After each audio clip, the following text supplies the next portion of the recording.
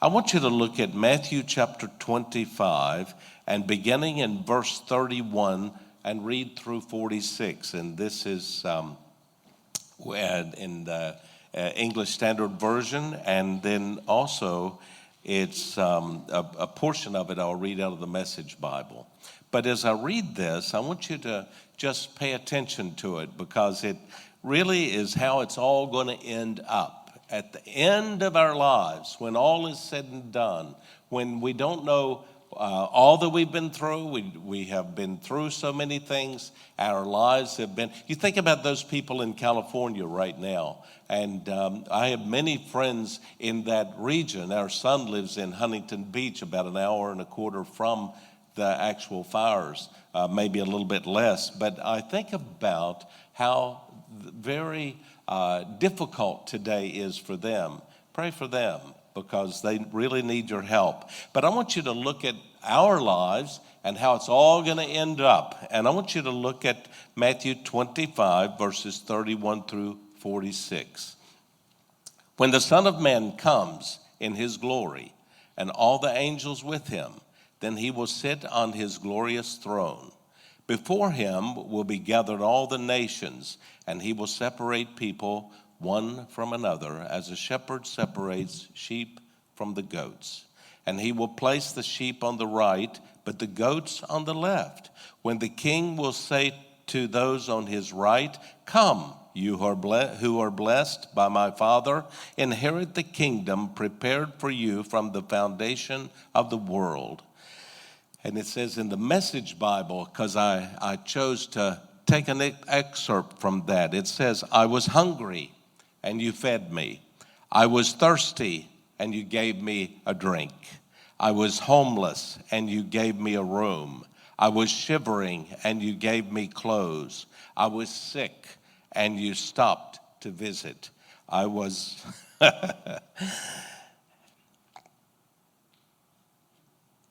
"I was in prison, and you came to me." Then the righteous will answer him and say, "Lord, when did we see you hungry and feed you, or thirsty and gave you a drink? And when did we see you as a stranger and welcomed you, and naked and we clothed you? And when did we see you sick or in prison and we visited you?" And the king will answer them, "Truly, I say to you, as you did to one of the least of these, my brothers." Sorry, when I think about all the emotions, it gets to me sometimes. Now, then he will say to those on the left, to the goats, "Depart from me, you cursed, into the eternal fire prepared for the devil and his angels." And then out of the Message Bible, "I was hungry, and you gave me no meal. I was thirsty, and you gave me no drink. I was homeless, and you gave me no bed. I was shivering, and you gave me no clothes. Sick and in prison, and you never visited me." Then they also will answer, saying, "Lord, when did we see you hungry or thirsty, or a stranger, or naked, or sick, or in prison, and did not minister to you?" Then he will answer them, saying, "Truly I say to you, as you did not do it to one of the least of these, you did it not unto me." And these will go away into eternal punishment, but the righteous into eternal life. Think about that, and we'll come back to it a bit later. Here's an old proverb: "A friend in need is a friend indeed." It's from the 17th century, the 11th century, according to Oxford Dictionary. It says that this quotation, "A friend in need is a friend indeed." Now, there are a couple ways you can take that, but when you analyze it without going into the complete analysis of it, when you analyze it, what it's really talking about, it's not talking about a friend who is in need is going to really kiss up to you and make you into a friend. It's not talking about that at all. It's talking about when a friend comes to help you in your time of need, you begin to recognize them as a friend indeed. And a friend is so important. Throughout history and throughout our own lives, we have all seen times when people have gone through horrific challenges, like the people in California, and desperately needed a friend who would have enough empathy and compassion to reach out and to be there for them like a rock, like a wall of strength, to be there to give, to encourage, to supply. It's really important to have those experiences. And those friends who will reach out to you and help you, it will really make a difference. I'd like to tell you a Bible story, and it's about King David. King David was going through a very difficult time, and he desperately needed friends. He really needed them. 10 years earlier, he had had an affair with Bathsheba. David wasn't perfect, but he had had this affair, and he had her husband slain. I mean, David had a lot of, there were things in his closet at times that were difficult. Now, David was a man after God's own heart. Listen, you can have a heart for God and still be imperfect. And that's exactly where David was. And so anyway, David found himself 10 years later. Now, he went through a time where a few months after his sin with Bathsheba, why he had a visit from the prophet Nathan, who came to him and told him a parable. And after David heard the parable and grew quite judicial in his feeling of what should be done about the man in the story that Nathan is telling him, all at once Nathan turned and said, "You're the man." And that wasn't a compliment. He said, "Thou art the man." And that means you're the one who is the guilty party in this situation after God's own heart. And as flawed as he was at times, he still was a man after God's own heart. And David immediately, as soon as he heard the pronouncement by the prophet in his grovelly voice, "Thou art the man. You are the one who's the guilty party," David dropped to his knees immediately on the floor. There was nothing stately or kingly about him at that moment. He dropped to his knees and he repented, full disclosure. "I hold nothing back, God. I've been wrong. And will you forgive me?" And you know what? God was just as quick to respond. He said, "I forgive you." Now that puzzles some people because they don't have that level of grace in their life. But David heard the words from the prophet Nathan, "You are forgiven." But then he said, "However, you'll reap some of the things you've sown, and the sword of the Lord will never depart from your house, because you have despised me and you have taken the wife of Uriah to be your wife." And he spoke to him that was a sober meeting. There was, you couldn't wonder, hey, change the channel. No, this is a serious moment for him. 10 years later, David found himself in a bad situation because this verse that we've read here about now, therefore the sword will never depart from your house, came home to roost in David's life.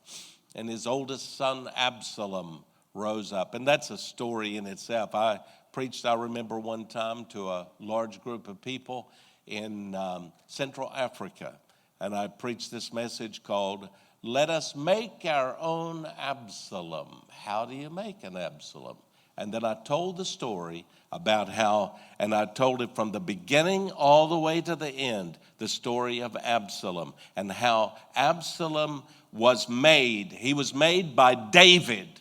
David created his own Absalom because of the sin with Bathsheba and then the various things that he went through and all that took place. Finally the day came when Absalom rose up against him. Because you see, Absalom's mother was the son of a foreign king.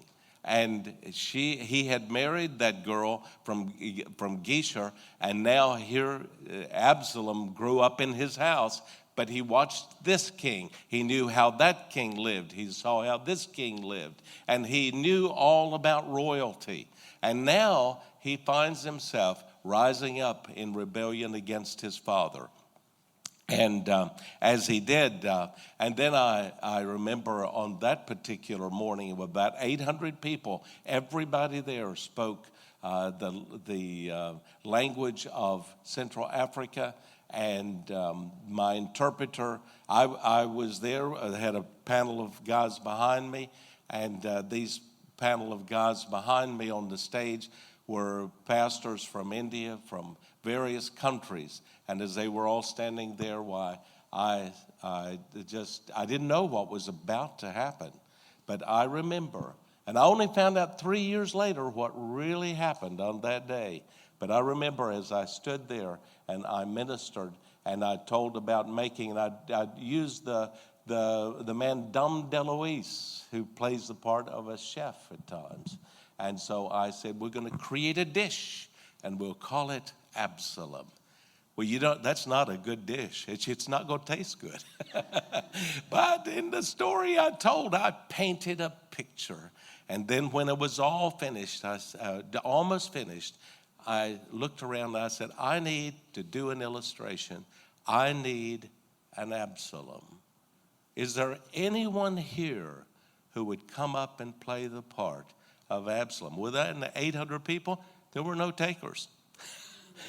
And I looked around the building and I tried to see every face I could. And then I looked at a young man sitting on the front row. I didn't know him, never saw him before that moment. And I looked at him and I said, sir, would you please stand? Would you be my Absalom for an illustration? And he said, yes, I will, anything. He was a young preacher. I didn't know it. And so he stood up. And I said, now, folks, this young man is absolutely a man with a pure heart.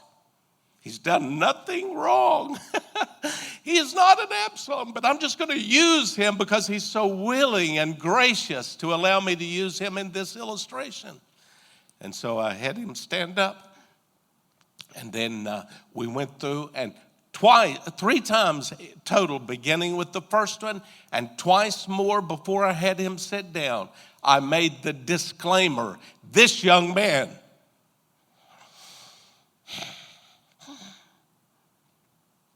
has a pure heart. He is not an Absalom.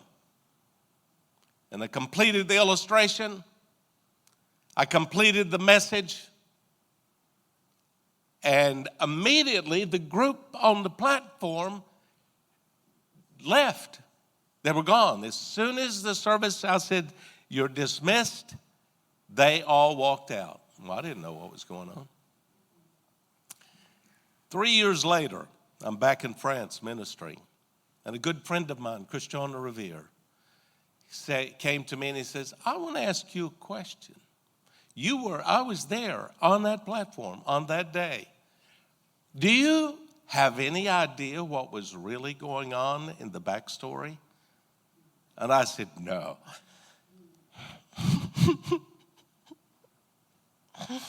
I said, I have no idea.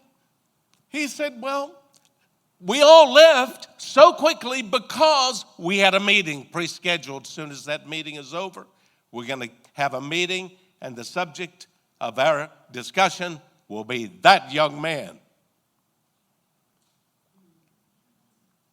An older minister has declared that he's an Absalom.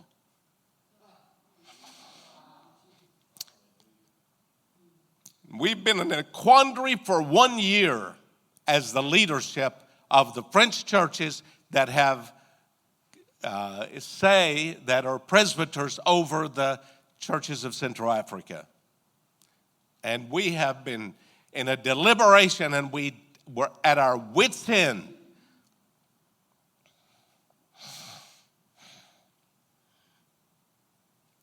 sorry. We at our wits' end knew that meeting was going to be one difficult meeting that would probably last for hours, because we were going to have to sort out and keep the church from fragmenting in Central Africa. But you picked him out and you had him stand. 3 times, Ron, you declared this man has a pure heart.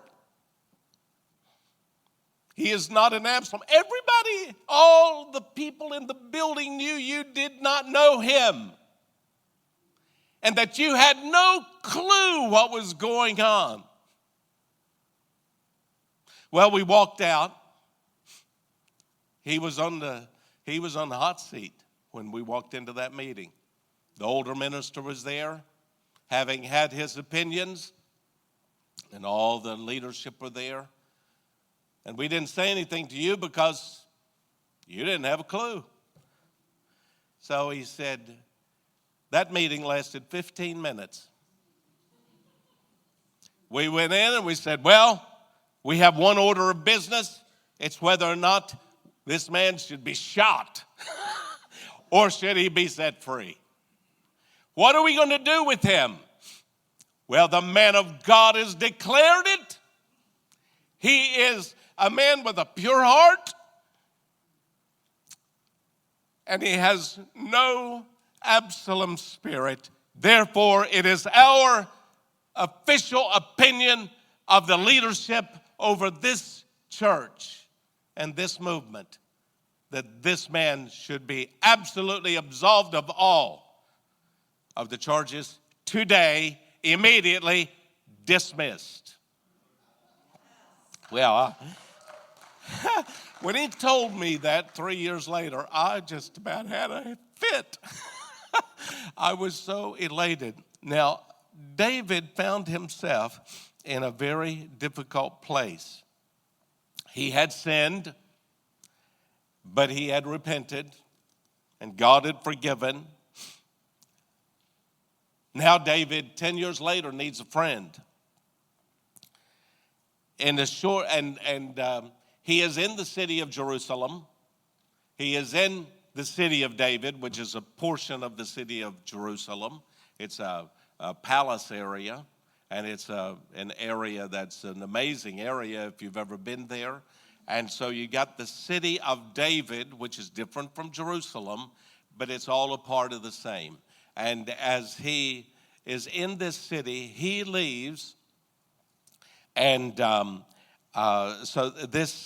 David is sitting there, and he's trying to decide what to do. A book that you might find very interesting to read sometime.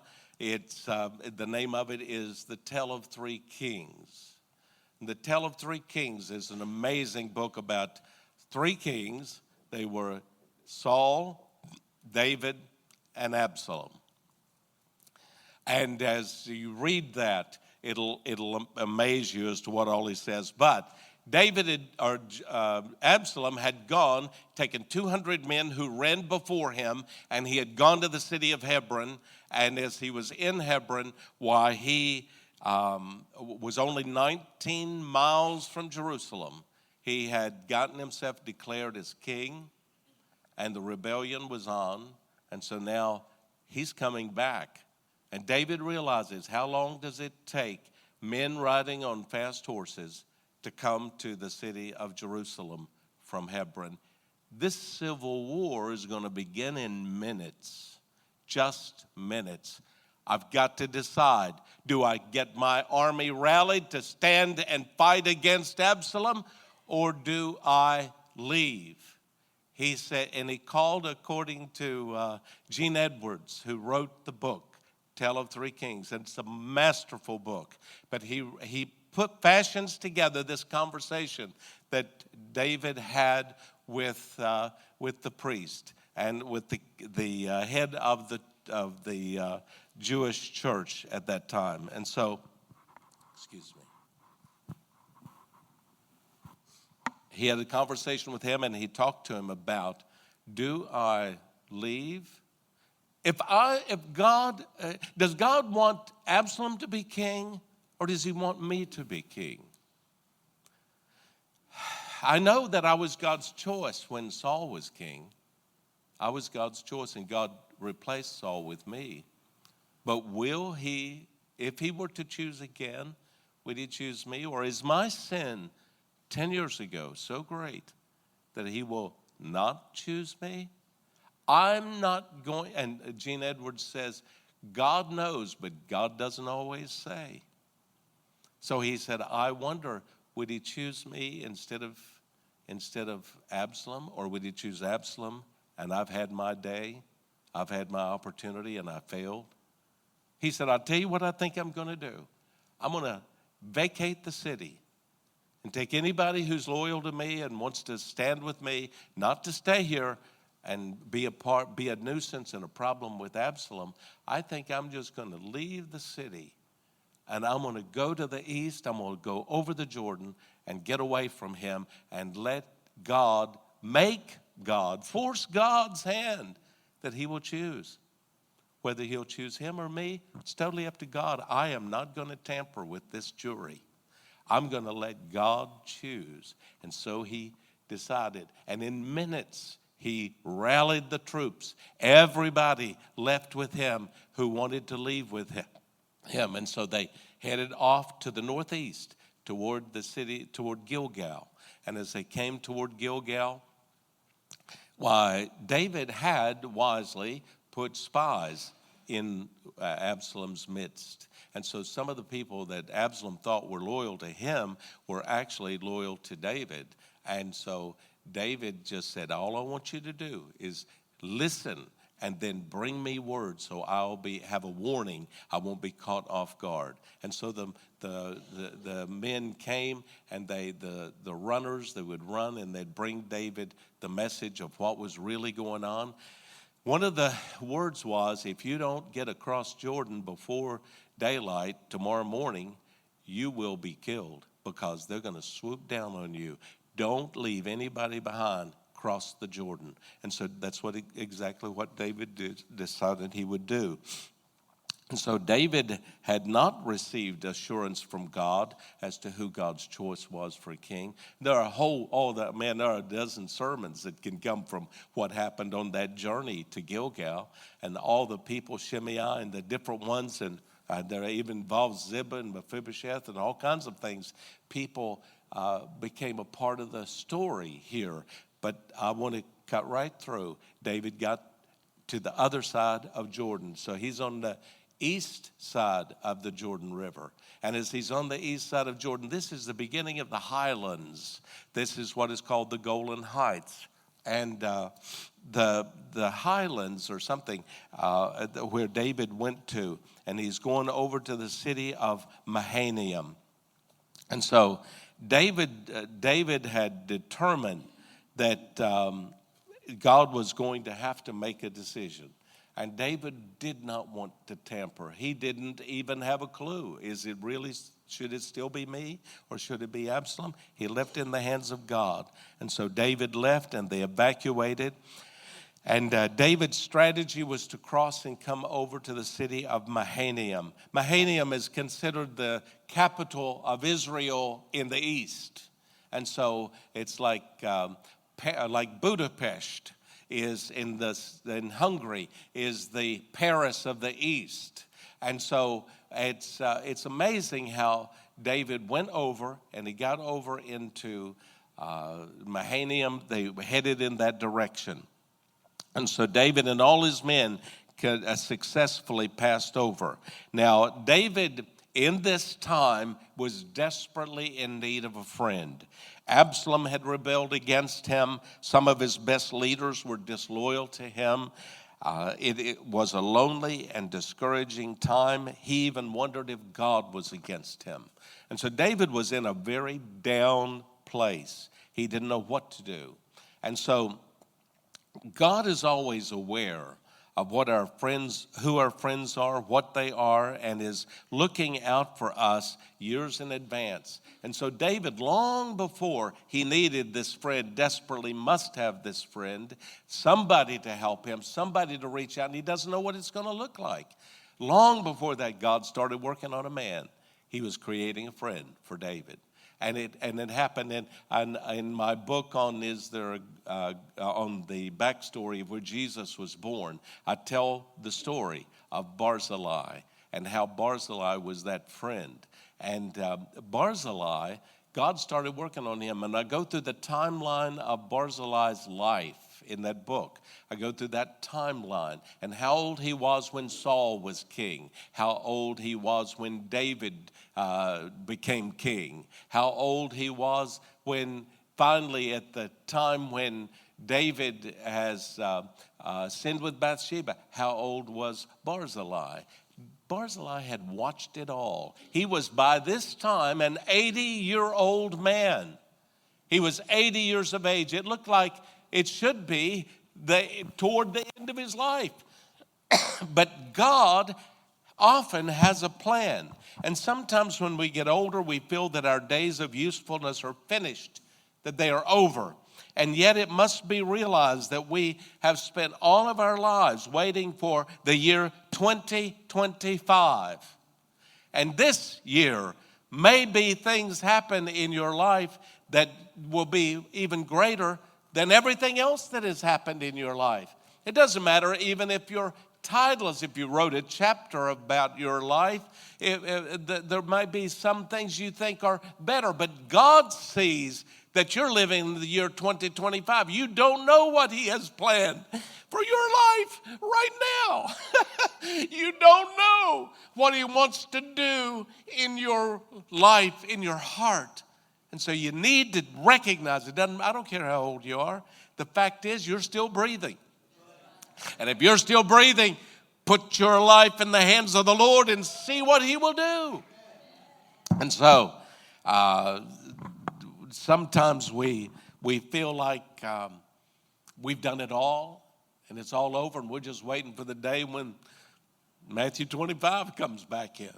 And there we are with the sheep, and we go across and we stand on the right side and all that. But the fact is that God has given every one of us a life assignment that has many chapters in those life assignments. And as he has given you that life assignment, your best days may be the day you're living in right this moment. You don't know. And so what you do is you just put your hands in your life in the hands of the Lord and say, let's go. And so now Barzillai was from the highlands. The highlands are like our state of Maine. It's like the Appalachians. It's like the Rockies. It's the high place where the ethnicity is different from the city people. Okay? And so Barzillai was from the highlands of Israel, its eastern plateau. And so worldwide and throughout history, the highlands have been producing hardy, healthy, independent, free-thinking people, honest people with grassroots integrity. And so the bedrock of loyalty, patriotism, and stamina that every ethnicity needs to survive. They're the simple people. Sometimes they're the working class people. They're the ones who bring up the rear. They're the ones who help and sort things out. And they're simple people. They're common people. They're not fancy people. They don't fit according to style, but they just have a way about them. They're people who culturally they are remote, they're rural, they're backwater, and they're outside the mainstream. These are the people that God really often, quite often, will use. That's where Barzillai is from. And he's from Rogelim, which is a part of the region known as Gilead.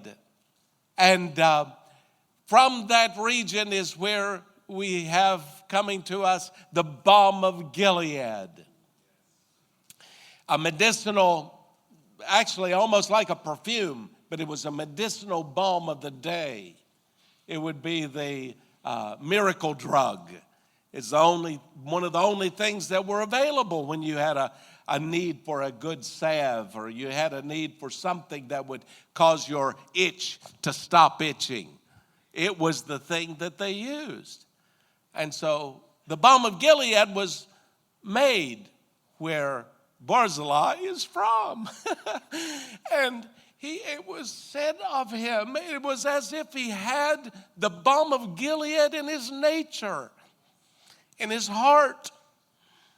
He was a peace giver. He was a peaceful man. He was a man of wisdom. He was an old man, but he was a man who had the ability to speak into your life like no one else. And so Barzillai lived lived in this remote area of Israel. It's called the Transjordan. And so the main part, the famous part of Israel, was on the west side of Jordan. It was over there where Jerusalem and Bethlehem and all those other cities are. But on the east side of Jordan, they were kind of like the Scotland of the UK. And so this man, Barzillai, was shaping up to be the new friend. And God started working on him many years in advance. And here he was. Finally, he's a work of art at the age of 80. And so Barzillai had a gift. And this gift was from God. And God had advanced him and prepared him. And he had decided he'd get two new friends. He's the old guy who chooses young friends. He chose to be one of his friends, a Gentile by the name of Shobi. Shobi was the son of the king of Ammon. And Shobi was a Gentile. And Shobi was the brother of the king of Ammon. His father was the man who had said to Saul, I'm going to take every man of Jabesh Gilead and gouge out his right eye. He won't be a good soldier after I get through with him. That's Shobi's dad. And that's what he was. There was some bad blood ran back in there. And a few other stories I could tell you about Ammon and the royalty from that place. But this boy was a prince, and his name was Shobi. Shobi had every reason in the world not to favor David. It didn't matter. Barzillai is the one looking for a friend, and David's name didn't come up.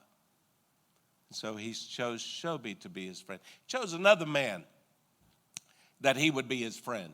And his name was Maker.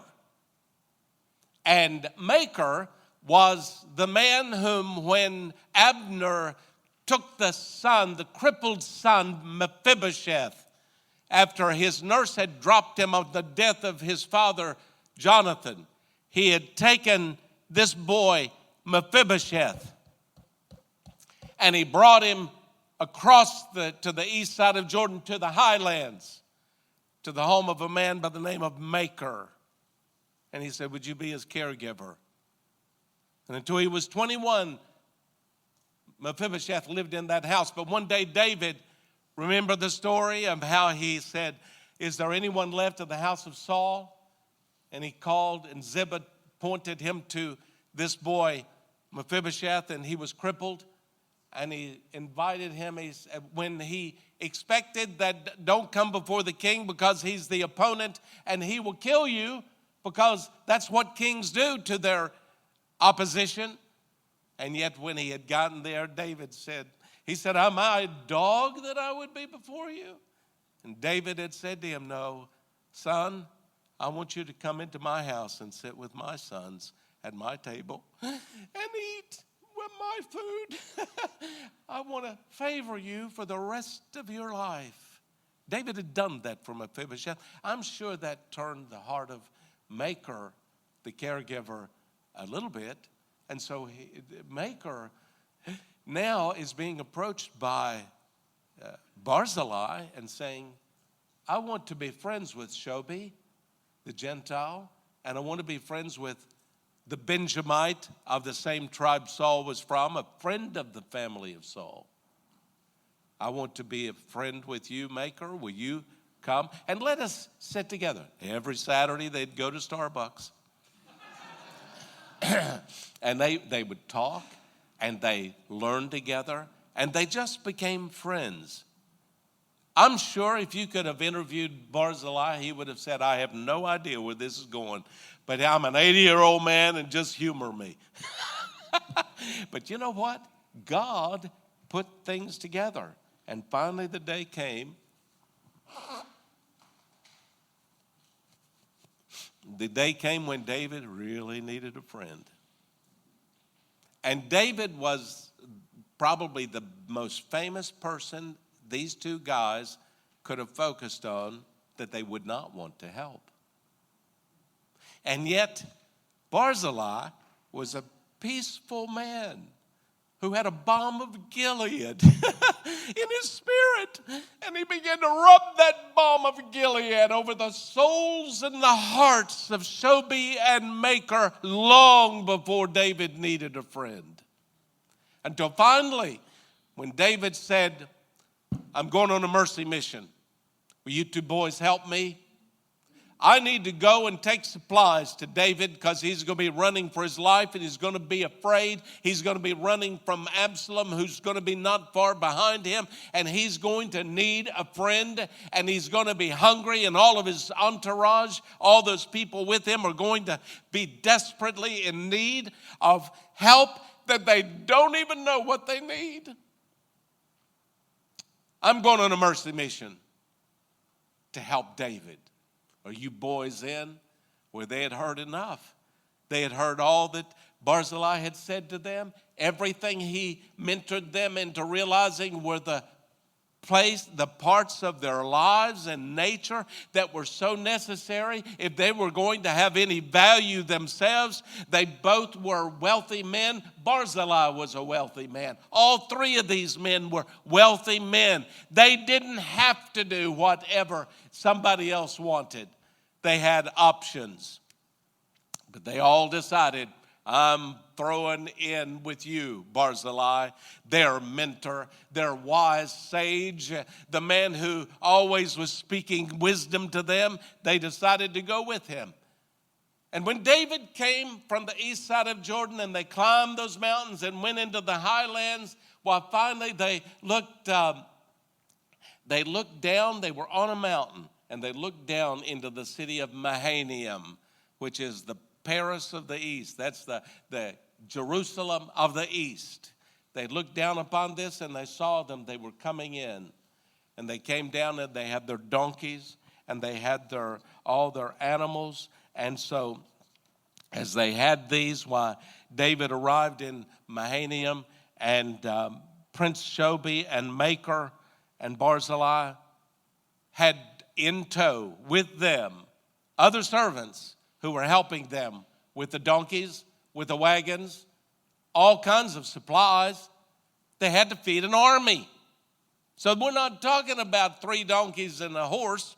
We're talking about these people really got their work ahead of time, and they knew what they needed to bring, and so they brought beds and blankets, bowls and jugs filled with wheat and barley, flour, roasted grain, beans and lentils, curds, cheese, honey, as well as flocks of sheep and herds of cattle. They presented all of this to David and his army, and they said to them, eat. The army must be starved. And you all must be exhausted. You've been running all day yesterday and you crossed the Jordan. You must be exhausted. You must be tired. You need a friend. And all these people of David's entourage, including David, realized, I didn't even hardly know anybody over here in the highlands. Because we're kind of cut off. Remember when Israel had come, the tribes had come, and they were going to take over the land of Canaan, and they stopped And you have the tribes of Gad, Reuben, and the half tribe of Manasseh who said, we want this land on the east side of Jordan. And the other tribes said they wanted the other land. This was the oyster. This was the best part. But they wanted this part. And Joshua said, okay, but you've got to come over and fight. Let your wives, let your families be here in Canaan, in the east side of Jordan, but you must come and help us to take this land. And so they had. Now they had gone back. It was that tribe, Gad, Reuben, and the half tribe of Manasseh, who came back. And they now are the ones that Barzillai is a part of, and David is approaching.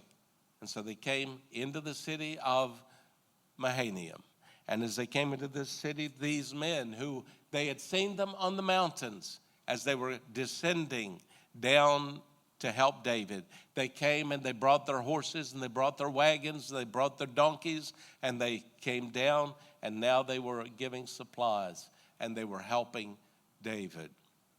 As all of this happened, why, David had been shocked to realize that they were not alone in their difficulty, but that these people of the highlands were their friends and had stepped up to take care of them for whatever length of time. They didn't say, now, if you'll stay 2 weeks, then we're like FEMA up there in North Carolina, we're kicking you out of your housing.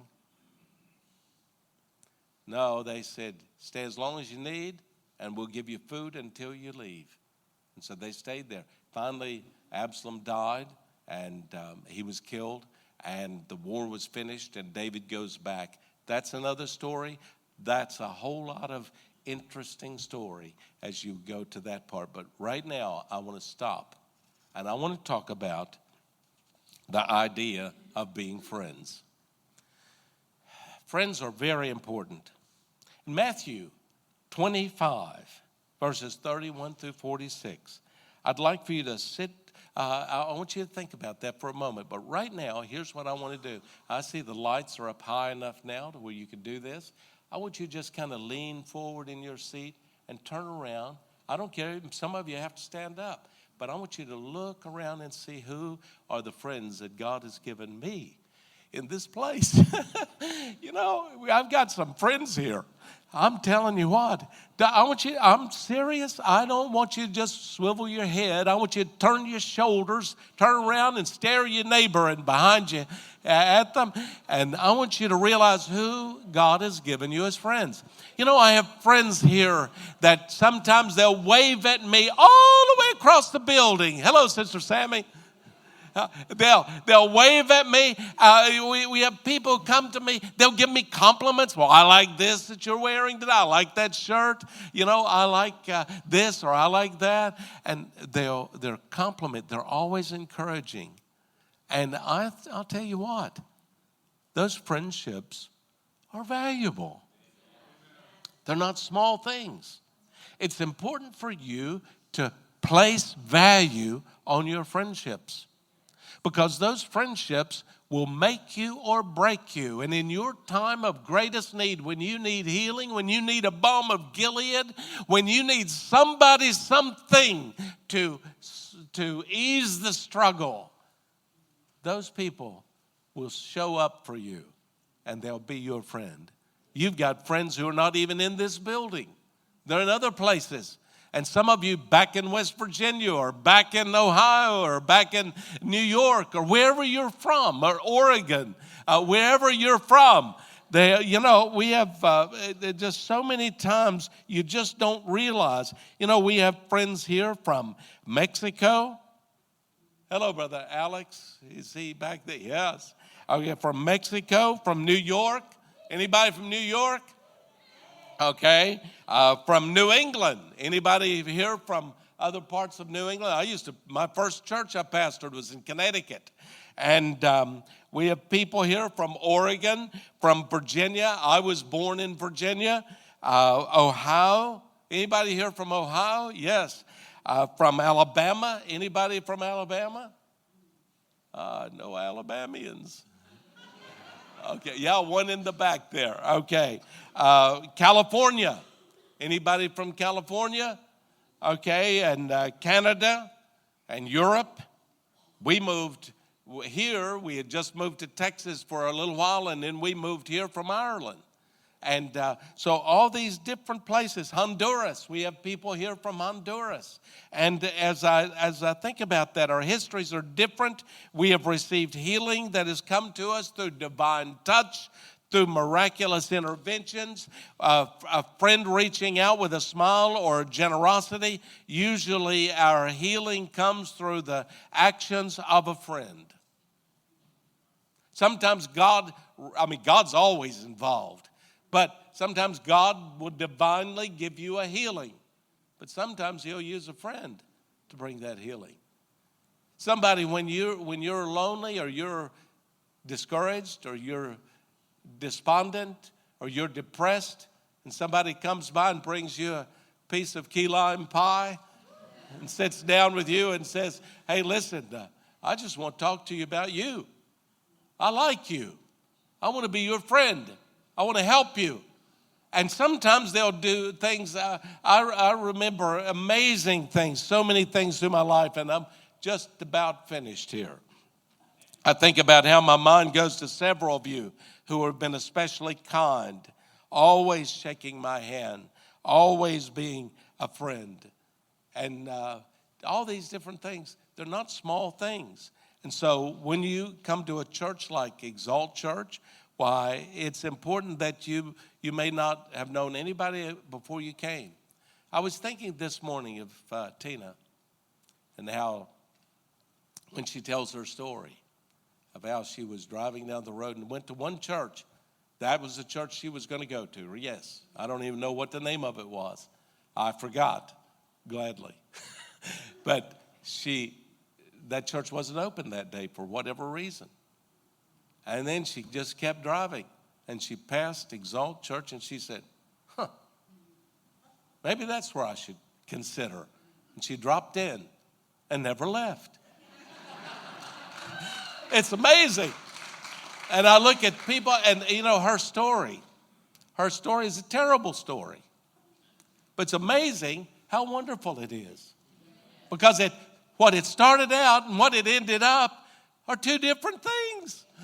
And so it is with so many of us.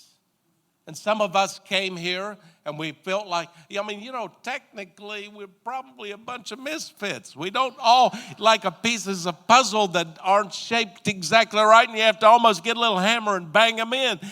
But you're there. And it's a wonderful thing how God puts you here. And sometimes when we're sitting here, we feel like, why did I choose this church? Well, just stick around here for a few minutes, and you'll find out some other oddball will walk up to you, and they'll recognize something of value in you, shake your hand, and give you a smile that make the devil cringe. It's amazing how God uses all of these things. And so but when the Lord came, we see how that David, first of all, when David he had an army behind him running at him, wanting to kill him. And they just were angry at him and they wanted to destroy him. But in front of him, he had an army of friends. That's a beautiful picture. And in the end, God sorted it out. God did make the choice. And he chose David. He didn't choose Absalom, and Absalom didn't make it. Absalom was his bad boy. And so, as all of this happened, there's a principle. We are all preparing ourselves and others to be friends to people who are in need. We are preparing ourselves. I think every one of us realize, really, I want to be a friend to somebody. I just don't know who all they are right now. You just look around. And you look around on the street. You look around in the businesses you go to. And you'll find that there'll be people God will connect you to. And you won't know exactly. You need to do acts of kindness. You need to show loving care. And we're all to help those who are least and who are the weakest. We're to help those people. And someone who's having a struggle, listen, you're not that busy. You just think you are. Busyness has become a religion almost. And God wants you to step away from your busyness and take time to help a friend. Take time to make a friend. And take time to be a friend. And if you'll do all of that, it'll help you. And so we are to help the least and the weakest. We're to serve others who are in need in another way, which is another way of serving Jesus. You heard it when we read that Matthew 25 chapter. The fact that you were my friend, that you helped me, you brought me food when I was homeless, you gave me a room when I needed this or I needed that, you responded. Therefore, God, the creator of the universe, said, and all of you are sheep. And you're on the right, and you're going into your eternal reward. But then there are people who had no time for anybody else. They're the ones when you're trying to get out of a tight spot on the highway and you're trying to just find your place, they go laying down on their horn to beep behind you to get your attention so you'll scoot out of the way, have your own wreck. I'm going to go on to my coffee at Starbucks. We got a world full of dingy people. And it happened to me yesterday, so I know what I'm talking about. But anyway, okay, so I think of all of these things, and I think about how that you can stay in your corner and wait for others to come to you. I think sometimes we need to get up out of our corner and go help. Be the one that helps. Be the one who does it. And it really makes a difference. I remember a couple guys came to my house when we had, a couple years ago, we had brush everywhere from trees. And they came and just helped. And it was just a tremendous thing. And so you need to be able to respond. Somebody who is a friend to you in your time of need is indeed a friend. Before Jesus came to us, we were unprepared for life, and he taught us how to repent and how to live. He laid down his life for us, and he taught us to do the same. In John 15, I believe it's 15 verses 12 through 16. It says, Jesus said this to his disciples, "This is my commandment, that you love one another as I have loved you. Greater love has no man than this, that someone lay down his life for his friends. You are my friends if you do what I command you to do. You are my friends. No longer do I call you servants, because the servant doesn't know what his Lord does. But I call you friends. And I'm going to make sure you're in the know, that you'll know what the Lord is doing." And so he said, I call you friends. And as he says that to us, I think about how, it's a little trivia. The Quaker Church. Anybody heard of the Quaker Church? I remember Grover Cleveland, one of our presidents, and Richard Nixon were Quakers. Quakers, that wasn't their official name. Their official name was the Society of Friends. They were known as the Society of Friends. That'd be their number one corporate name. Then the DBA became Quakers, the doing business as. They came to be known as Quakers for this reason. First of all, they believed nobody moved until you felt the Spirit. And so they did this. It started back in the 1700s, I believe, is when the Quakers started, and back over in England or Netherlands, I forget which. And so anyway, here they were, and they believed in not moving until you felt the anointing or you felt the Spirit. And so that's how they were. Well, but the way they got to be called Quakers, and that was a name given to them by their critics, is because there was a federal judge said to Fox, the guy, George Fox, the man who started the Quaker movement, he said to him, you need to quake before the authority of my court. He was a judge. George Fox looked at him and he says, and you need to quake before the authority of Almighty God. Well, so all the critics started calling them the Quakers. Well, really, it was kind of a compliment, you know. And I think that it's so important for us today, as I finish, as I conclude, it is so important today for us to value our friends. You know, it would be good for you to pick out somebody who's been especially friendly to you and take them, buy them a cup of coffee, or go out and just arrange to go have lunch together or something like that sometime. Sometimes here we are, we're sitting back here, and we don't take time for each other. We see each other on Sunday, we wave across the church, or we walk over and we shake their hand, but that's the limit to our time of crossing paths. There's no pressing of the skin, but you're not taking time for each other. Make a friend out of the neighbor that you have been smiling at for the last 6 months. Tell them how much they mean to you. I'll tell you what, you'll make their day. You know, I called a friend of mine yesterday. His name is Don Ross. He's in Pembroke, Maine. And he just finished his first year of retirement. Don is just about that tall. I'm serious. He's about 3'11", somewhere around in there. We've been friends for just under 50 years. He's from Waterbury, Connecticut, and his middle name is Waterbury. Donald Waterbury Ross Jr.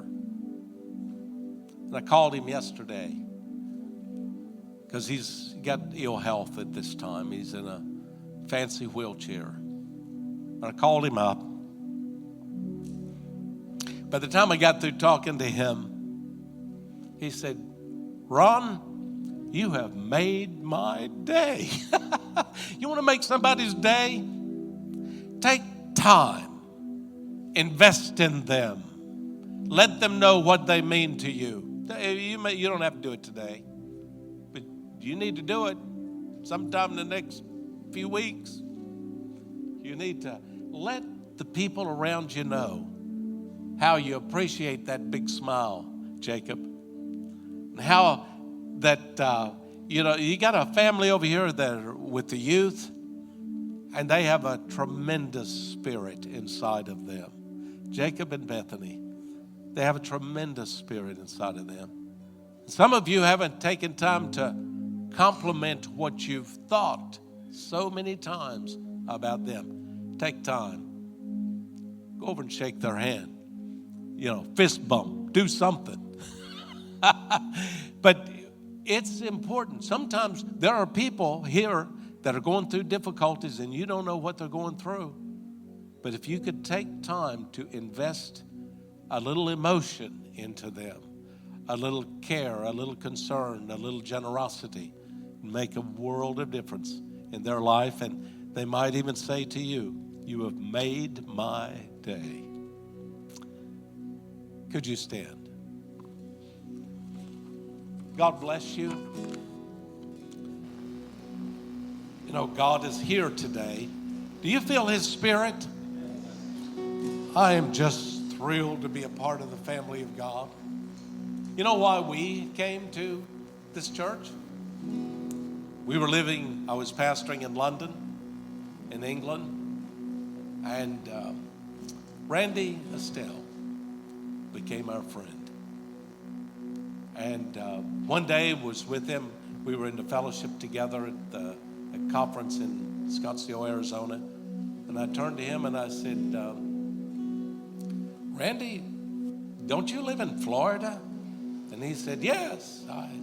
Actually, we've started a church. This was several years ago. He said, we've started a church in Bradenton called Exalt Church. And I said, I'm going to come visit your church. Didn't know we'd moved to Sarasota.